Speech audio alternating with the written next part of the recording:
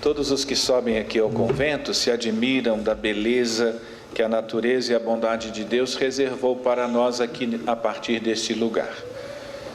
E são muitos os que ficam tirando diversos retratos, porque a beleza é tão grande que a gente não consegue guardar apenas para nós mesmos. Mas isso aqui é nada comparado com aquilo que ainda teremos. O céu é 500, milhares de vezes mais bonito. É isso que nós ouvimos na segunda leitura. O que Deus reservou para nós, o que Deus reservou para aqueles que são fiéis à sua palavra, o que Deus reservou para aqueles que se mantêm na caminhada como discípulos e missionários do Senhor, é excepcionalmente grande e bonito. Então, se o convento já nos encanta, o céu nos deverá encantar ainda mais. Mas é preciso caminhar na direção do céu. E esse é o convite que a liturgia de hoje nos faz. Nós celebramos numa só data todos os santos e santas de Deus. A festa que originalmente é no dia 1º, aliás, nos outros lugares todos é no dia 1º, a igreja no Brasil, com muita sabedoria, colocou no domingo seguinte, no domingo próximo, para que ninguém fique privado de celebrar numa só festa esses intercessores tão grandiosos. Então, no domingo, ordinariamente, mais pessoas participam da missa. E é por isso que a igreja leva para o domingo a festa de todos os santos, para que todos nós possamos sentir o apelo da santidade. Nós nos enganamos muito se olharmos para os santos apenas como pessoas a serem admiradas. São de fato pessoas que fizeram coisas admiráveis, mas o seu exemplo não é apenas para que a gente admire. Os santos são admiráveis, mas antes de qualquer coisa, os santos são colocados diante de nós para servirem de exemplo, de modelo, para que nós façamos a mesma coisa que eles fizeram. Aliás, é bastante complicado o nosso relacionamento com os santos.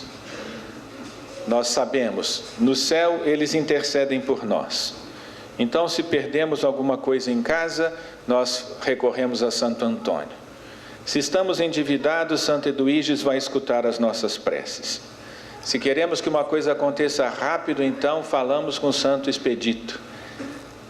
Santo Antônio, além de ajudar a encontrar coisas perdidas, costuma ser invocado para encontrar até namorado. Nós sempre apresentamos aos santos as nossas necessidades. E podemos fazer assim. Dos céus, os santos são nossos intercessores. Na presença de Deus, eles intercedem por nossa fragilidade. É verdade. Essa é a nossa fé. O catecismo, a nossa formação cristã católica indica esse caminho.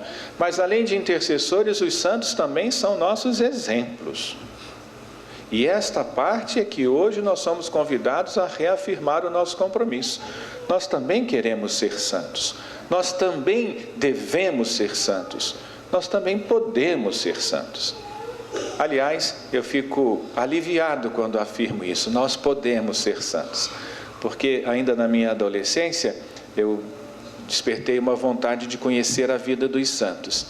E no primeiro momento lia algumas biografias, algumas agiografias, portanto. E aquilo, no primeiro momento, como dizia, me alegrava. Mas depois eu fui ficando muito triste. Porque, falei assim, esse caminho não é para mim. Porque na maioria das histórias dos santos, ou eles eram riquíssimos, homens de muitas posses, mulheres, princesas, rainhas, e tinham muitas riquezas, e no determinado momento, quando encontravam-se com a verdade do Evangelho, abriam mão da riqueza e distribuíam tudo para os pobres. Ou então, eram pessoas de vida devassa, de vida nada louvável, que no determinado momento encontravam-se com a verdade do Evangelho e passavam a viver santamente. Aí eu olhava para a minha vida, falei assim, rico nunca serei. O que eu vou fazer? Não tenho nada para distribuir para os pobres, nem um pirulito. Vida devassa também não tinha, com a graça de Deus. Então, entendi que o caminho de santidade era só para algumas pessoas. E normalmente a gente pensa isso, a santidade é só para os outros. Mas aí então a gente ouve no dia de todos os santos, no dia do convite a revigorarmos em nós o desejo da santidade, a gente ouve esse trecho belíssimo do Evangelho de São Mateus. Escolhido de propósito para que nós todos compreendamos o caminho da santidade possível, acessível a todos os que têm boa vontade. A santidade necessária para o mundo de hoje.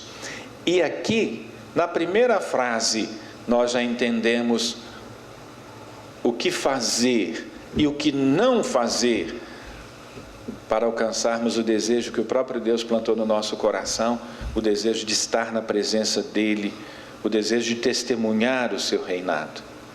Bem-aventurados os pobres em espírito, porque deles é o reino dos céus. Bem-aventurados os pobres em espírito, porque deles é o caminho da santidade. Bem-aventurados, felizes, plenos, completos, realizados, são todos aqueles homens e mulheres que esvaziam-se de si mesmos, que abandonam a soberba, que abandonam o orgulho, que abandonam a vaidade, que abandonam a raiva, o ódio, que abandonam a truculência, a violência, os sinais de morte, esvaziados de si mesmos, podem ser plenamente preenchidos pelo amor e pela bondade do Senhor. Santidade é dom de Deus. E Deus é generoso para conosco. Mas santidade é também esforço humano. E o nosso esforço é rasgar aquilo que nos impede de abrirmos-nos à graça do Senhor.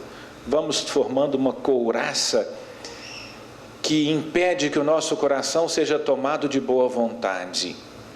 Nós todos sabemos e vivemos e até identificamos com muita facilidade. Aquela pessoa é uma pessoa santa. A gente convive com pessoas nas nossas comunidades que evidenciam com uma clareza impressionante o desejo da santidade.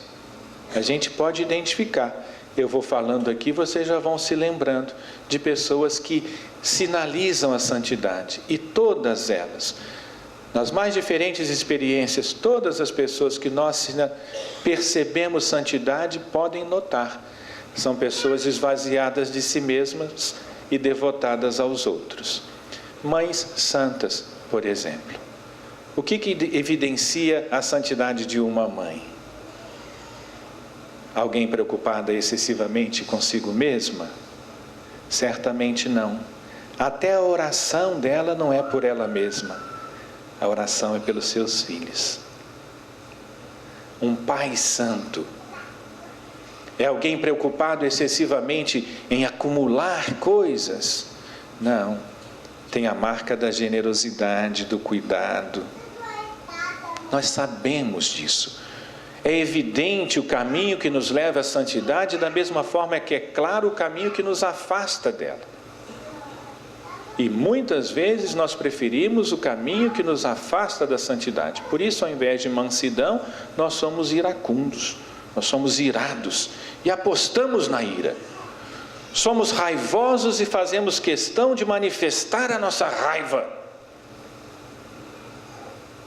Nós sabemos que a mansidão nos conduz à santidade e escolhemos não ser mansos.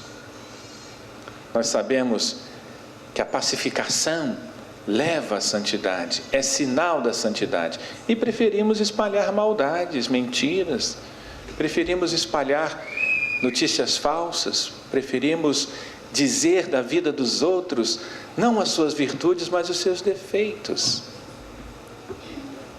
Nós sabemos que a misericórdia é sinal da santidade, mas somos duros em perdoar. Escolhemos não perdoar. Ao invés da misericórdia, que é o esvaziamento do orgulho e da vaidade, nós somos orgulhosos, egocêntricos, egolátricos e cultivamos isso. Sabemos o que fazer identificamos como é bom fazer o bem, mas escolhemos o contrário disso. Existe um descompasso muito grande entre a vontade que Deus plantou no nosso coração e a nossa própria vontade. Harmonizar essas vontades. Este é o caminho que a Sagrada Escritura nos apresenta. E a santidade possível, mais ainda, a santidade necessária, tem feito muita falta nos nossos ambientes. A santidade necessária na nossa família, a santidade necessária na nossa comunidade de fé, a santidade necessária na nossa sociedade. Nós, cristãos, temos um grande papel. Afinal de contas, ouvimos do próprio Mestre Jesus: vós sois sal da terra, vós sois luz do mundo. Se o mundo prefere a escuridão, é porque ainda não conhece nossas obras. Ainda dá tempo de brilharmos, ainda dá tempo de recuperarmos o sabor, a sabedoria do bem viver. A festa de todos os santos seja para nós um reerguimento, um revigoramento do desejo, aquele desejo que o próprio Deus plantou no nosso coração, de vivermos felizes, de vivermos bem-aventuradamente. Assim seja.